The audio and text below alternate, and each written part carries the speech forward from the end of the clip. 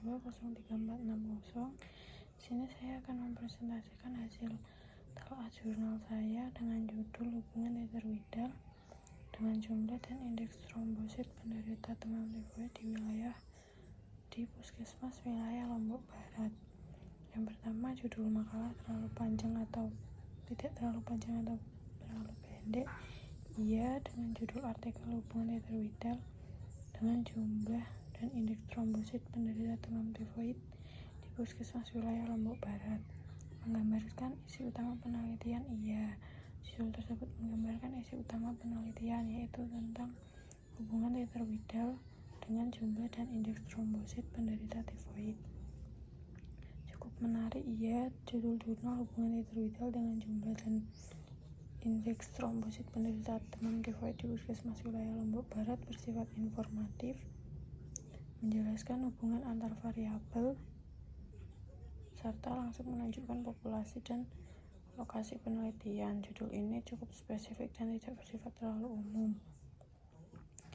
Yang keempat, tanpa singkatan selain yang baku. Iya, judul tidak mengandung singkatan sama sekali, baik yang baku maupun tidak baku.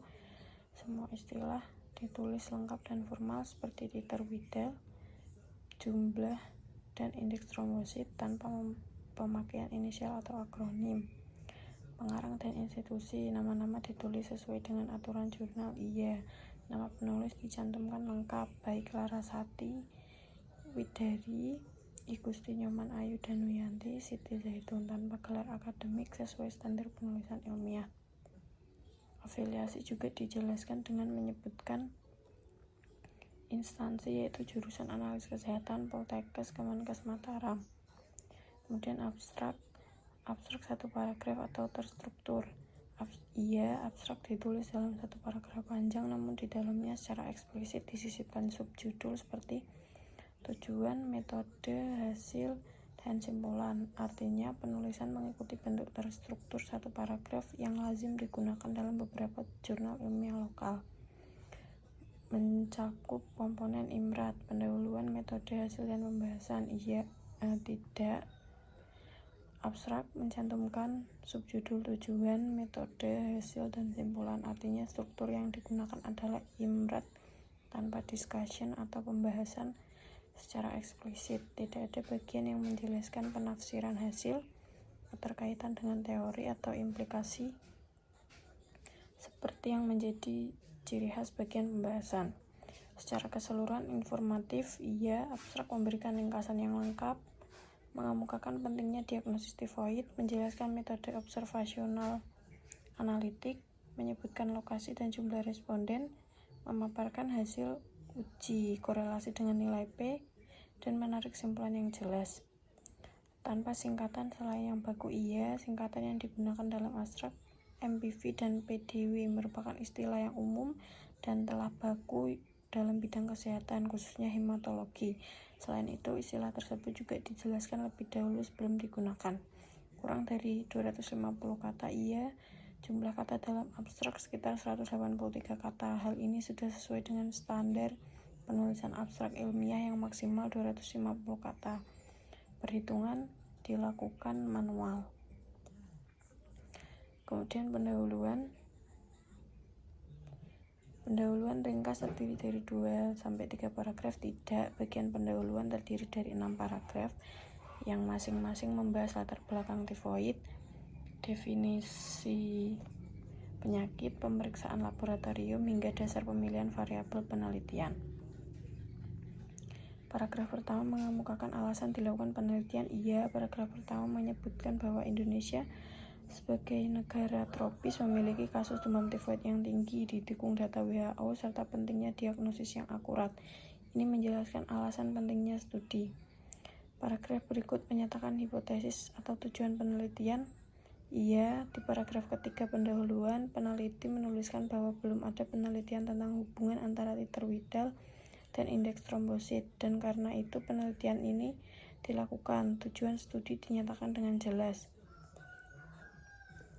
Didukung dengan pustaka yang relevan. Iya, terdapat beberapa sitasi dari sumber terpercaya seperti WHO, jurnal nasional, dan skripsi dari institusi kesehatan. Pustaka digunakan untuk menjelaskan konteks penyakit, metode pemeriksaan, dan dasar pemikiran hubungan variabel. Kurang dari 1 halaman. Iya, pendahuluan secara keseluruhan hanya mencakup kurang dari 1 halaman. Kurang dari 1 halaman di layout jurnal. Hal ini menunjukkan bahwa ringkasnya pembahasan latar belakang. Kemudian metode disebutkan desain, tempat, dan waktu penelitian. Iya, pada bagian metode disebutkan secara eksplisit bahwa desain penelitian adalah observasional analitik dengan pendekatan cross-seksional, dilaksanakan di Puskesmas Gunung Sari, Lombok Barat pada bulan Februari hingga Mei tahun 2021. Disebutkan populasi sumber. Populasi terjangkau. Iya, disebutkan bahwa populasi adalah seluruh pasien positif demam tifoid yang melakukan pemeriksaan laboratorium di wilayah kerja Puskesmas Gunung Sari.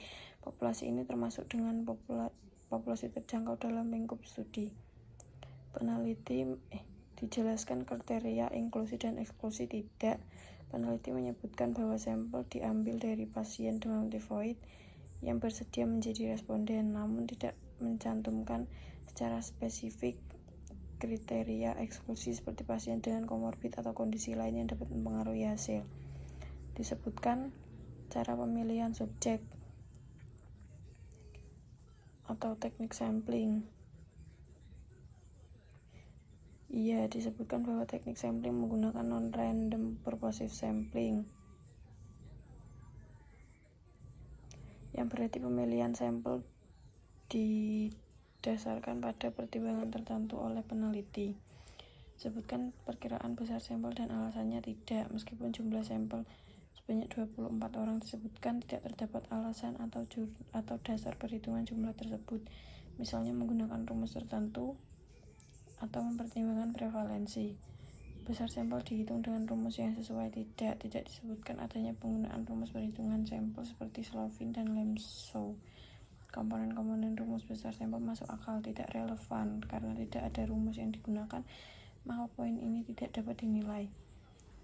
Observasi, pengukuran, serta intervensi dirinci sehingga orang lain dapat mengulanginya. Pemeriksaan dilakukan menggunakan alat hematologi analyzer untuk jumlah dan indeks trombosit serta slide test untuk uji Widal. Prosedur ini dijelaskan cukup rinci sehingga dapat direplikasi. Ditulis rujukan bila teknik pengukuran tidak rinci. Iya, ketika metode pemeriksaan atau alasan klinis tidak dijelaskan secara mendalam, penulis mengacu pada referensi lain sebagai pendukung. Pengukuran dilakukan secara tersamar. Tidak disebutkan bahwa pengukuran dilakukan secara blinded atau tersamar terhadap hasil titer maupun hasil laboratorium lainnya. Dilakukan uji keandalan pengukuran atau kappa. Tidak ada uji reliabilitas seperti uji kappa atau iterator reliability pada metode yang digunakan.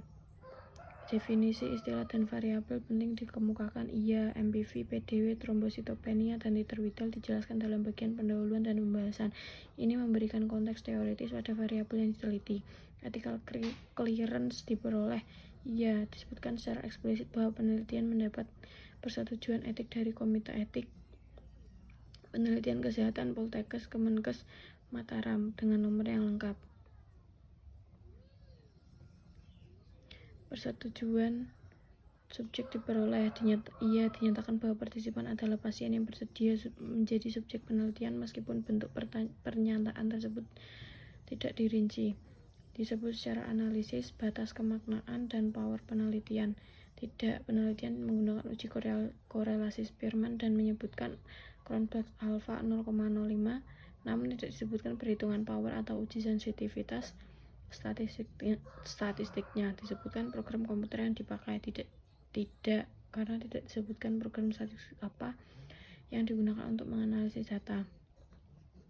Disertakan tabel karakteristik subjek penelitian. Iya, tabel 1 dan tabel 2 memuat data karakteristik subjek berdasarkan titer Widal, serotip O dan H. Tabel menyajikan nilai titer, jumlah trombosit, MPV, dan PDW. Masing-masing sampel diberi kode S1 sampai S13 untuk O dan S1 sampai S11 untuk H. karakteristik subjek sebelum intervensi dideskripsikan. Tidak, penulis hanya menyajikan tabel, tetapi tidak memberikan narasi deskriptif mengenai karakteristik responden secara rinci, seperti usia, jenis kelamin, atau lama sakit sebelum pemeriksaan dilakukan. Tidak dilakukan uji hipotesis untuk kesetaraan pra-intervensi, iya, karena penelitian ini bukan eksperimen, melainkan observasional analitik. Maka tidak diperlukan uji kesetaraan awal dan memang tidak dilakukan.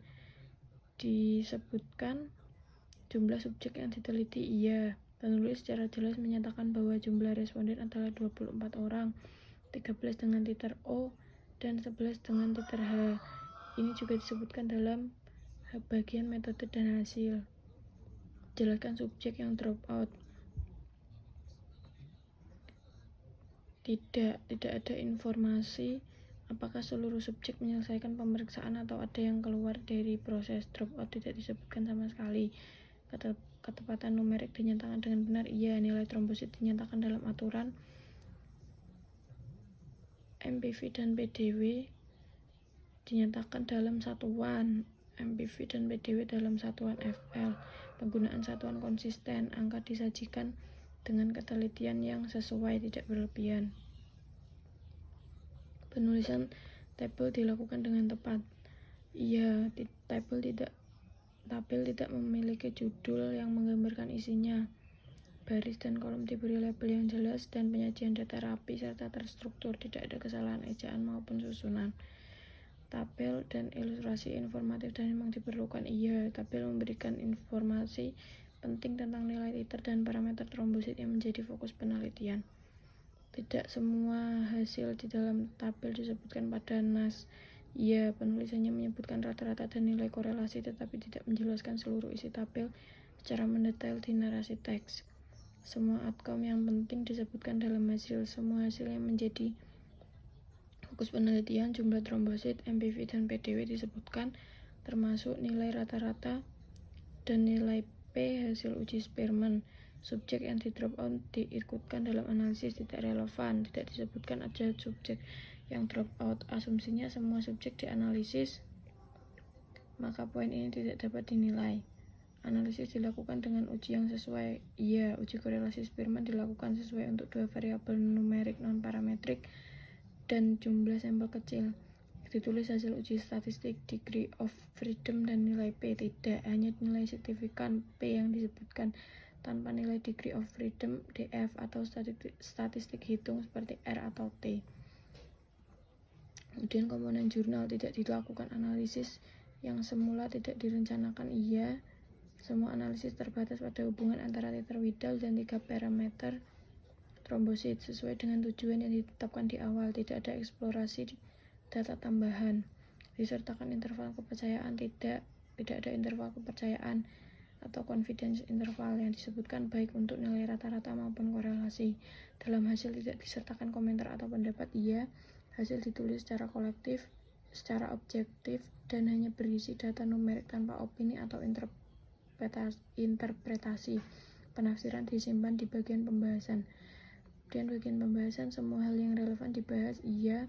Penulis membahas penyebab nilai trombosit normal meski tertinggi, kemungkinan kekeliruan uji Widal, serta faktor-faktor imunologis yang mempengaruhi hasil. Tidak sering diulang hal yang dikemukakan pada hasil, iya.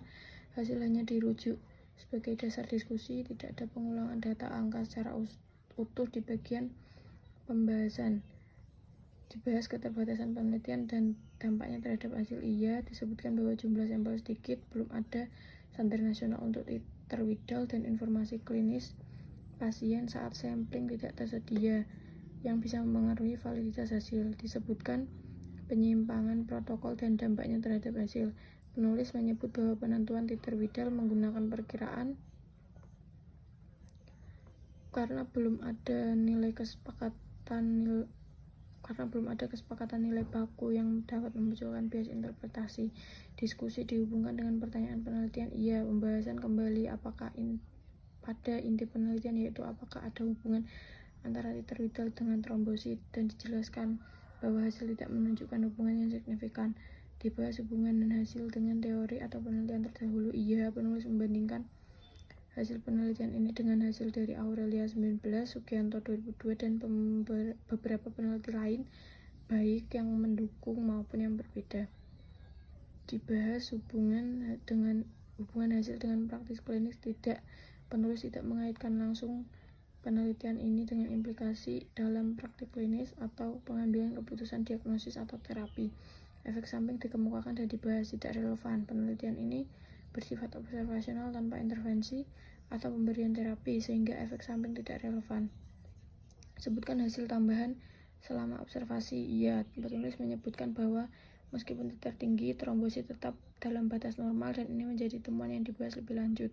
Hasil tambahan tersebut tidak dianalisis secara statistik. Iya, nilai rata trombosit yang disebutkan sebagai temuan tambahan tidak dianalisis secara statistik lebih lanjut, hanya dikomentari dalam diskusi.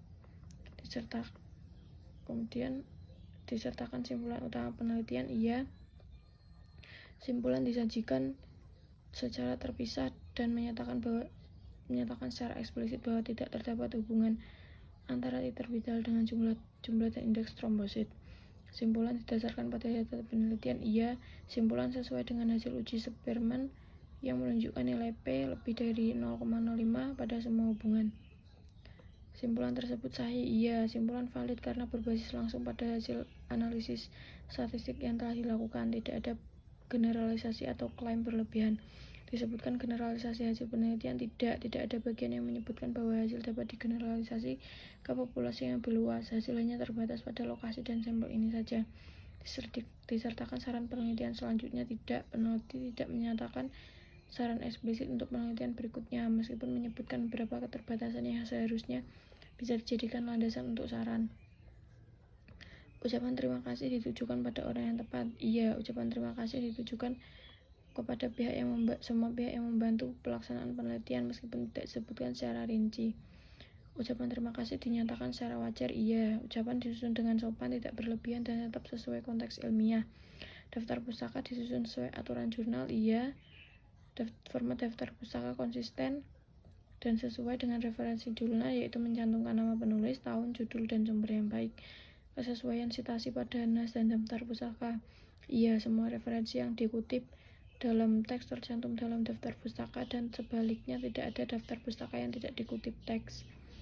Kemudian bahasa yang baik dan benar, enak dibaca, informatif, dan efektif. Iya, teks disusun dengan kalimat baku, tidak berbelit, serta mudah dipahami. Tata bahasa dan struktur kalimat umumnya rapi.